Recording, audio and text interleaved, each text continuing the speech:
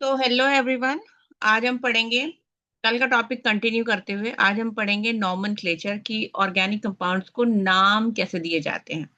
जैसे कि मैंने बताया कि ऑर्गेनिक कंपाउंड्स वो होते हैं जो कि बेसिकली कंपाउंड्स ऑफ कार्बन होते हैं और नेचर में बहुत ज़्यादा कार्बन के कंपाउंड्स अवेलेबल हैं।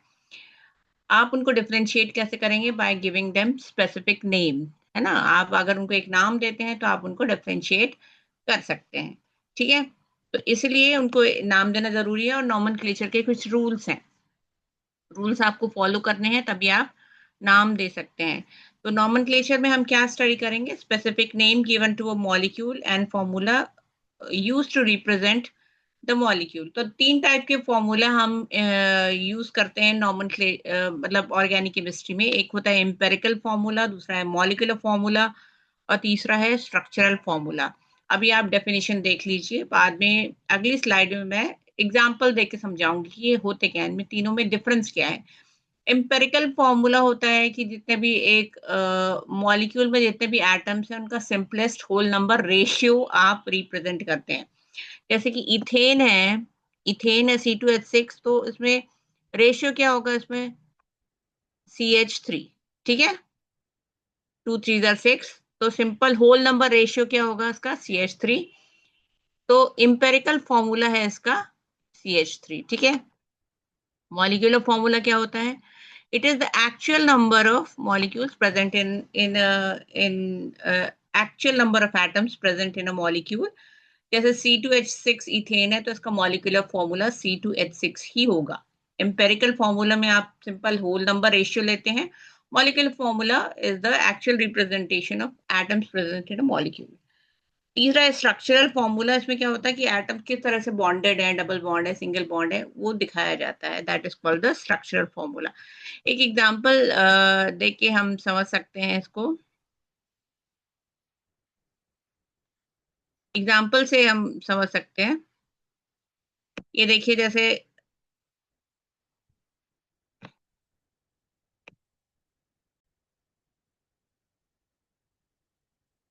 अब जैसे एग्जांपल से समझ लेते हैं। एम्पेरिकल फॉर्मूला, मॉलिक्यूलर फॉर्मूला और स्ट्रक्चरल फॉर्मूला में क्या डिफरेंस है, ठीक है।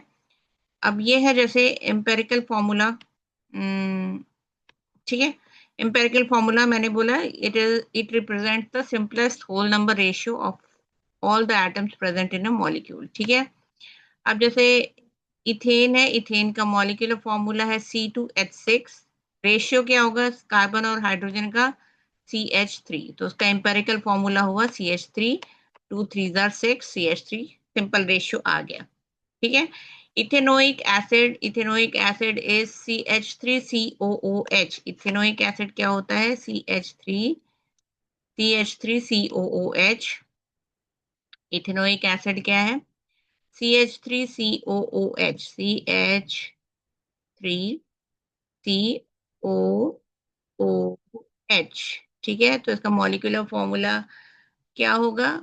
Total number of carbon atoms is 2, C2। Total number of hydrogen is 4, H4. Total number of oxygen is 2, H2, O2, ठीक है। अब इसका सिंपल रेशियो क्या होगा? 2 2 4 और ये 2 2 कैंसिल हो गया, तो इसका एम्पेरिकल फॉर्मूला हुआ CH2O, ठीक है। ये 2 से 2 कैंसिल हो गया and 2 2 4, CH2O is the empirical formula, ठीक है। अगला हम ले लेते हैं ग्लूकोज। ग्लूकोज इज C6H12O6, आप बचपन से पढ़ते आए हैं।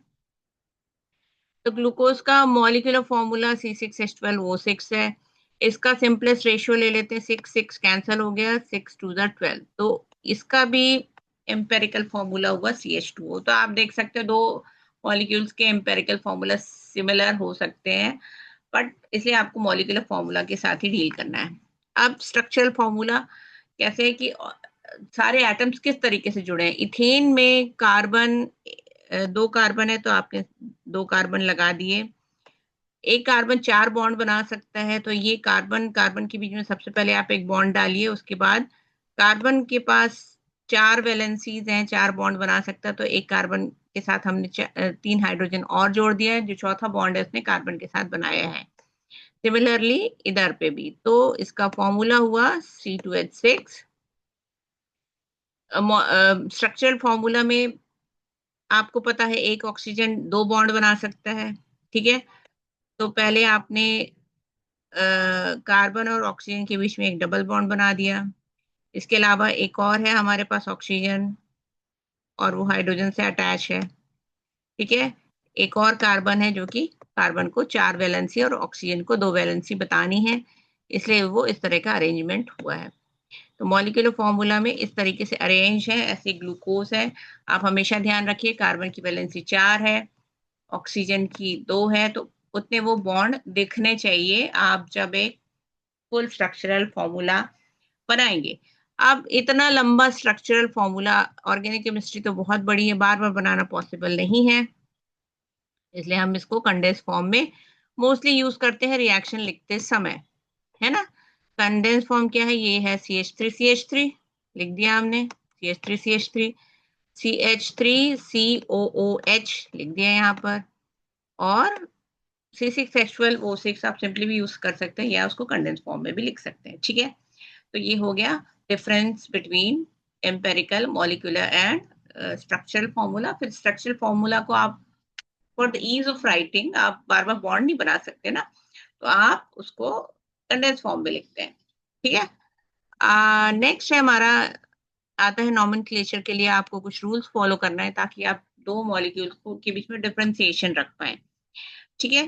तो नॉमेनक्लेचर का रूल जो है, सबसे पहले तो रूल नंबर 1 है कि आपको सबसे लंबी चेन चूज करनी है। जो कार्बन की सबसे लॉन्गेस्ट चेन आपको मिल रही है वो आपको लेनी है। दूसरा रूल है कि जो जो फंक्शनल ग्रुप है उसमें आपको फिर वो पहचानना, फंक्शनल ग्रुप की पूरी लिस्ट मैं अभी दे रही हूँ आपको। फंक्शनल ग्रुप कौन सा है, जैसे अल्कोहल है या एसिड है या एल्डिहाइड है, कुछ भी है वो आपको पहचानना है। और हर एक फंक्शनल ग्रुप का एक सफिक्स होता है, एक प्रीफिक्स होता है। तो उसमें अगर एक ही फंक्शनल ग्रुप है तो आपको उस फंक्शनल ग्रुप का प्रीफिक्स सफिक्स यूज करना है, ठीक है? ध्यान रखिए, अगर एक ही फंक्शनल ग्रुप है पूरे स्ट्रक्चर में तो उसका आपको सफिक्स यूज करना है। सपोज दो फंक्शनल ग्रुप है तो उसमें प्रायोरिटी ऑर्डर्स भी होते हैं जो आपको याद करने पड़ेंगे। जो कम प्रायोरिटी वाला है उसको आपको प्रीफिक्स रखना है और जो ज्यादा प्रायोरिटी वाला है उसका सफिक्स रखना है, ठीक है? ठीक है, अब हम देख लेते हैं कॉमन फंक्शनल ग्रुप जो आपको डील करने पड़ेंगे। ये है, लिस्ट दी हुई है with the name of their suffix and prefix. आप देख सकते हैं जैसे कि एल्केन है तो इसका सफिक्स है, कोई प्रीफिक्स नहीं है इसमें, एल्केन है तो सफिक्स, क्योंकि ये कार्बन का सिंपल चेन होता है ना, तो अगर वो एल्केन है या एल्कीन है या एल्काइन है तो आपको मेन चेन तो वही लेनी पड़ेगी, ठीक है? तो एन है उसका सफिक्स। सपोज दो कार्बन है तो इथेन हो गया। जनरल फॉर्मूला CnH2n+2 है। एल्काइन है तो दो कार्बन के बीच में ट्रिपल बॉन्ड होना चाहिए। इसका फंक्शनल ग्रुप का नाम है एल्काइनिल। इनका सफिक्स है YnE। ट्रिपल बॉन्ड होना चाहिए दो कार्बन के बीच में। General formula CnH2n-2। इस तरीके से ये लिस्ट दी है। लिस्ट में किसका सफिक्स है किसका प्रीफिक्स है ये आपको याद करना पड़ेगा, ठीक है? अल्कोहल है जैसे, तो इसमें हम इसका जो प्रीफिक्स है दैट इज हाइड्रोक्सिल ग्रुप, और अगर वो सफिक्स आपको यूज करना है तो OL सफिक्स आपको लगाना पड़ेगा। ऐसे ईथर है ROR, इसका जो सफिक्स है वो है ऑक्सो एल्केन। ROR, आर कोई भी आपका लॉन्ग चेन हो सकती है। एल्डिहाइड है तो सफिक्स आपको AL लगाना है। कीटोन है तो आपको सफिक्स ONE लगाना है। और अगर एसिड है जो कि मोस्ट कॉमन है तो उसमें ओइक एसिड लगाना है, ठीक है? सपोज ये एक ही फंक्शनल ग्रुप है तो सफिक्स लगाना है, ठीक है? इस तरीके से ये लिस्ट दी हुई है कॉमन फंक्शनल ग्रुप्स की।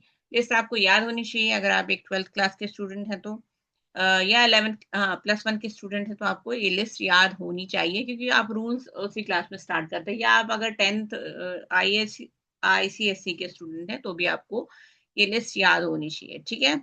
अब है, हम बात करते हैं अगर एक से ज्यादा फंक्शनल ग्रुप है किसी किसी भी मॉलिक्यूल में, तो उसको हम कैसे नेम करेंगे? तो क्या होता है, कभी-कभी एक से ज़्यादा फंक्शनल ग्रुप होते हैं, ठीक है? या एक फंक्शनल ग्रुप भी हो सकता है, तो आपको क्या करना है, तो सबसे पहले तो आपने आइडेंटिफ़ाई कर लिया कि इसमें फंक्शनल ग्रुप कौन-सा है। 1 फंक्शनल ग्रुप है कि 2 फंक्शनल ग्रुप है, 2 फंक्शनल ग्रुप है, तो कैसे नाम देना है, वो अभी हम आगे डिस्कस करेंगे। 1 फंक्शनल ग्रुप है अगर, तो आपको position of the functional group भी मेंशन करनी पड़ेगी, ठीक है? तो जैसे सबसे पहले किस तरीके से करेंगे, एक एग्ज़ाम्पल देख लेते हैं, एग्ज़ाम्पल से आपको ज़्यादा अच्छा समझ आएगा। सपोज़ मेरे पास है ये एक फंक्शनल ग्रुप, इसमें मैंने ये एक कंपाउंड है, 3 कार्बन की चेन है, एक सबसे पहले आपने लॉन्गेस्ट चेन ले ली, 3 कार्बन की है। अच्छा, ये बात को ध्यान रखना है कि लॉन्गेस्ट लॉन्गेस्ट चेन जो है वो ज़रूरी नहीं कि आपकी स्ट्रेट हो, कभी-कभी वो स्ट्रेट नहीं भी हो सकती, ठीक है? लॉन्गेस्ट चेन ले ली। अब ये 3 कार्बन है, तो उसका जो बेस है क्या है, और सिंगल बॉन्ड है, तो ये है प्रोपेन, ई हटा दिया आपने। पोज़ीशन के लिए आपने बीच में डैश लगाया, हुँ? और अब आप इसकी नंबरिंग करेंगे 1, 2, 3। सेकंड पोज़ीशन पे एक OH ग्रुप है, तो आपने position of the functional group लिखा, फिर डैश लगाया, डिफरेंशिएट करने के लिए दोनों के बीच में स्पेस दिया। फिर अब ये फंक्शनल ग्रुप OH है, अल्कोहल है, उसका आपको सफिक्स ही यूज़ करना है। मैंने बोला जब एक ही फंक्शनल ग्रुप है तो सफिक्स यूज़ करना है, तो this is propane two all. अगर एक और एग्ज़ाम्पल ले लेते हैं, इसमें जो बेस है वो डबल बॉन्ड का है, आपका जो मेन चेन है it contains a double bond, ठीक है? तो ये हो गया, ईन है ये, ठीक है? और कोई फंक्शनल ग्रुप नहीं है, डबल बॉन्ड है खाली आपके पास, है ना? एक ही फंक्शनल ग्रुप है आपके पास। तो सबसे पहले आपने बेसिक मेन चेन ली जो कि 4 कार्बन की है, 1, 2, 3, 4, एक डैश लगाया, position of functional group mention करी जो कि नंबर 1 पर है। अच्छा, आपको नंबरिंग वहाँ से स्टार्ट करना है जहाँ से आपका फंक्शनल ग्रुप पास में पड़ता है, ठीक है? तो इस एंड से मुझे डबल बॉन्ड पास पड़ रहा था, तो मैंने इस एंड से नंबरिंग स्टार्ट की। तो 1 के बाद है तो 1 पोज़ीशन 1, और इन क्यों? क्योंकि ये डबल बॉन्ड है। तो इसका नाम हुआ, ये जो सेकंड वाला है हमारा एग्ज़ाम्पल, इसका नाम हुआ BUT-1 डैश इन। डन? आगे बढ़ते हैं इसमें। नेक्स्ट है, मैंने बोला एक फंक्शनल ग्रुप है तो आपने नाम दे दिया, उसका सफिक्स दे दिया, ठीक है? फंक्शनल ग्रुप को पहले मेन चेन को आइडेंटिफ़ाई किया, उसकी नंबरिंग की, नंबरिंग कहाँ से करना है? वहाँ से करना है जहाँ से वो पास में आता है। एक ही फंक्शनल ग्रुप है तो आपको पहले जो बेसिक स्ट्रक्चर है, मेन चेन है, जिसमें कितने कार्बन है वो लिखना है, डैश लगाना, पोज़ीशन ऑफ फंक्शनल ग्रुप लिखना है, डैश लगाना, फिर फंक्शनल ग्रुप का सफिक्स लिखना है, ठीक है? अब अगर एक से ज़्यादा फंक्शनल ग्रुप हैं, तो आप अ, प्रीफिक्स और सफिक्स दोनों यूज़ करेंगे। अब इसमें प्रायोरिटी ऑर्डर होता है, जो कम प्रायोरिटी वाला है उसको आपने प्रीफिक्स देना है, जो ज़्यादा प्रायोरिटी वाला है उसको सफिक्स देना है, ठीक है? ठीक है। अब ये देखते हैं जैसे कि उम, जो अच्छा जो मेन चेन के अलावा, मेन चेन में तो फंक्शन ग्रुप आएगा, उसके बाहर जो भी फंक्शन ग्रुप्स आ रहे हैं उनको हम बोलते हैं सब्स्टिट्यूएंट्स। ध्यान रखिए क्या बोलते हैं? सब्स्टिट्यूएंट्स बोलते हैं। तो सब्स्टिट्यूएंट्स जो मोस्ट कॉमन होते हैं सब्स्टिट्यूएंट्स हो सकते हैं जो आपको मिल सकते हैं, वो है या तो आपको, वैसे तो कुछ भी हो सकता है बट हेलोएल्केन, मोस्टली हेलोजेन्स मिलेंगे आपको, एमीन भी मिल सकता है, ठीक है? ये मैं एग्ज़ाम्पल के लिए बता रही हूँ, अभी हम जब केसेस डिस्कस करेंगे तो आपको अच्छे समझ आ जाएगा। तो अगर ये प्रेज़ेंट है तो इसका जो सब प्रीफिक्स है फ्लोरो, क्लोरो, ब्रोमो, आयोडो, या अमीन है तो एमीनो, ठीक है? ठीक है? अब यहाँ पर देख सकते हैं आप, प्रायोरिटी ऑर्डर आपको याद करना पड़ेगा जो मैं दूँगी अभी।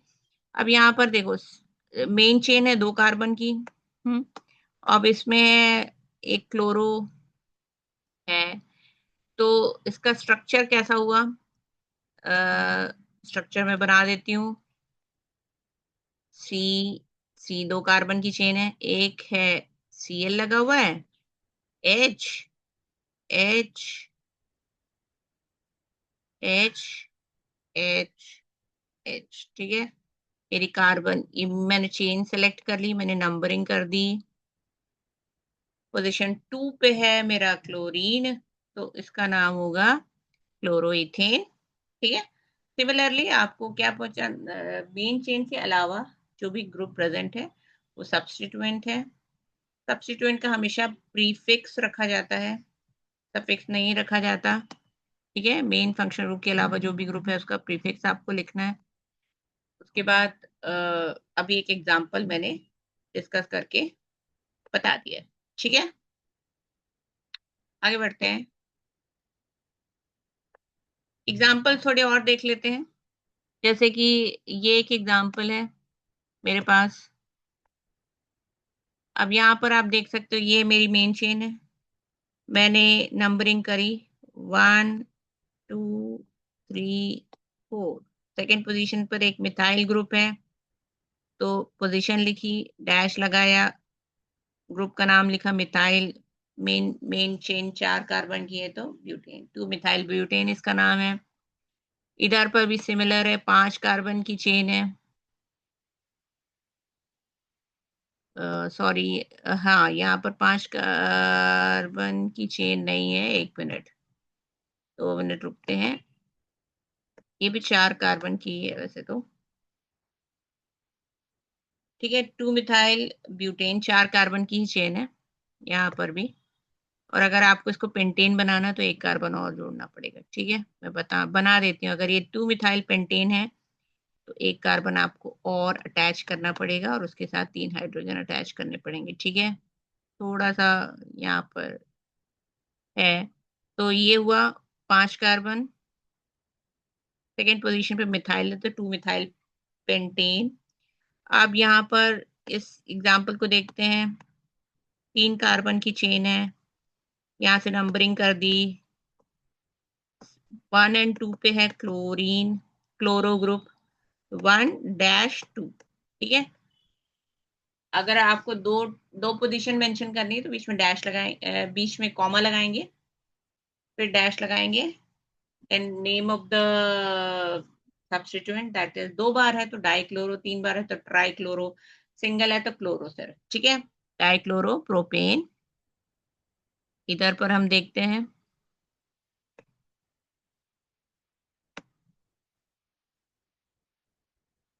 इधर पर हम देखते हैं, इधर पर हम देखते हैं, ये 3 कार्बन की चेन हो गई। यहाँ से मैंने नंबरिंग करी 1 2 3। सेकेंड पर है, सेकेंड पे है मिथाइल भी है, क्लोरो भी है, तो इसका नाम होगा 2-2, 2,2 डैश डाइक्लोरो डाई CHLORO, और मेन चेन 3 कार्बन की है तो प्रोपेन। डन हो गया, चलिए जी, बहुत बढ़िया। आगे बढ़ते हैं, इसको हम रब कर दें, अगली स्लाइड पे चलते हैं। तो अगर मैं इस पूरी क्लास को समराइज करूं तो क्या होगा, ये समरी समरी देख लेते हैं। समरी क्या है, आपको सबसे पहले प्रीफिक्स रखना। प्रीफिक्स एक मेन चेन के अलावा जो भी ग्रुप प्रेजेंट है वो है सब्स्टिट्यूएंट है, और उसका पोजीशन लिखना है, नंबर लिखना है। फिर मेन चेन जिसको हम स्टेम बोलते हैं, उसमें कितने कार्बन एटम है, वो लॉन्गेस्ट चेन होगी आपकी, आपको वो पहचानना है कि वो एल्केन है कि एल्कीन है कि एल्काइन है। फिर उसके बाद जो दूसरा फंक्शनल ग्रुप प्रेजेंट है उसका आपको सफिक्स मेंशन करना है। Thank you very much for today.